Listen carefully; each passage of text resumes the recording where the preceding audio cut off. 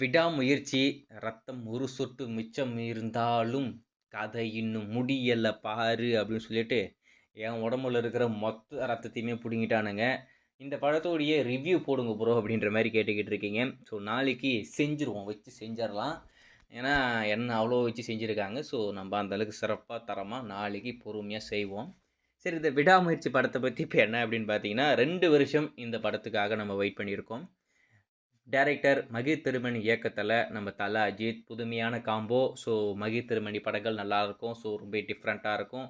கண்டிப்பாக இந்த படமும் நல்லாயிருக்கும் அப்படின்ற மாதிரி தான் நம்ம எதிர்பார்த்தோம். ஆனால் அப்படிலாம் இல்லாமல் நம்ம எதிர்பார்ப்பை அப்படியே சல்லி சல்லியாக நொறுக்கி ஸோ நம்ம விமர்சனத்தில் அதை பற்றி நம்ம பேசுவோம். சரி, இந்த விடாமுயற்சி படத்தை பற்றி இப்போ என்ன அப்படின்னு பார்த்தீங்கன்னா 2 வருஷம் கழிச்சு படம் ரிலீஸ் ஆகிடுச்சு. படத்துடைய முதல் நாள் வசூல் என்ன அப்படின்றது ரசிகர்களுக்கு ஒரு மிகப்பெரிய ஆர்வம் இருக்கும்.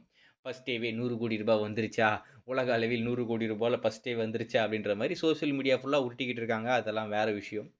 ஆனால் இந்த படம் முதல் நாள் எவ்வளோ வந்திருக்கு அப்படின்னு பார்த்தீங்கன்னா நமக்கு வந்திருக்க தகவலை பொறுத்த வரைக்கும் 43 கோடியே 55 லட்சம் இந்த படம் உலக அளவில் இப்போதைக்கு வசூல் வந்திருக்காம. ஸோ மேபி ஒரு 3 நாளில் இந்த படம் 100 கோடி ரூபாய் அப்படின்ற ஒரு விஷயத்தை அச்சீவ் பண்ணும் அப்படின்ற மாதிரி நான் எதிர்பார்க்குறேன். ஏன்னா முதல் நாள் கிடைச்ச வரவேற்பு கூட 2ஆம் நாள் செகண்ட் டே கிடைக்கல அப்படின்ற மாதிரி சொல்கிறாங்க.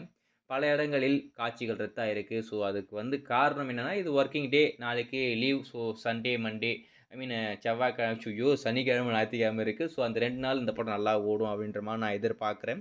ஆனால் இன்றைக்கி இந்த படம் பெரும்பாலும் நிறைய தேட்டரில் ஹவுஸ்ஃபுல்லே ஆகாமல் அப்படி 50% அப்படின்ற மாதிரி தான் ஓடி இருக்கேன். ஸோ ஏதோ ஒன்று ஃபஸ்ட்டே இவ்வளோ தான் வந்திருக்கு, உலக அளவில் இவ்வளோ வந்துருச்சு அவ்வளோ வந்துருச்சு அப்படின்ற மாதிரி உருட்டிக்கிட்டு இருக்காங்க. லைக்காவுக்கு தொடர்ந்து இந்த படமும் தோல்வி படம் லாஸாகவே போயிருக்கு. ஏன்னா தர்பார் 2.0, வேட்டையன், லால் சலாம் அப்படி சொல்லிட்டு 4 படம் சூப்பர் ஸ்டாரை வச்சு பண்ணாங்க. 4 படமும் அவங்களுக்கு லாபத்தை கொடுக்காம தோல்வி படமாகவே போயிடுச்சு. அதுக்கடுத்து சந்திரமுகி 2 என்னடா அப்படின்ற மாதிரி போயிடுச்சு. இந்தியன் 2 அதுவும் போயிடுச்சு. அதை தொடர்ந்து இந்த படமும் அவங்களுக்கு லாபத்தை கொடுக்க போகிறதில்ல, எல்லாமே நஷ்டமாக தான் போக போகுது. கூடி சீக்கிரம் அவங்க வண்டி கட்ட வேண்டியது தான், வேறு வழி இல்லை. வெயிட் பண்ணி பார்ப்போம்.